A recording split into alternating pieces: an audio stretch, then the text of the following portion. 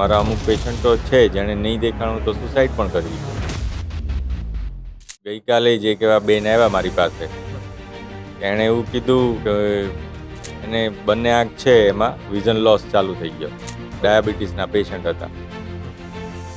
એટલે મેં એને કીધું કે તમે કેમ ટ્રીટમેન્ટ નહીં કરાવી અહીંયા અત્યાર સુધી. તો એણે એવું કીધું કે ભાઈ હું બહુ ગભરાઈ ગઈ છું. મેં કીધું તમને શેનો ડર લાગે છે? તો કે હું ઘરમાં એકલી જ રહું છું.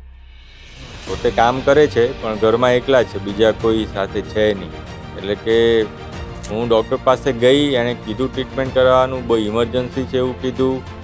પણ હું એટલી ગભરાઈ ગઈ ને કે મને આપઘાત કરવાનો વિચાર આવી ગયો. કેમ કે દેખાય નહીં અને એકલું માણસ, એટલે એનું જીવન તમે ઇમેજિન કરી શકો. હવે આ પેશન્ટ છે એને કોણ સપોર્ટ કરે?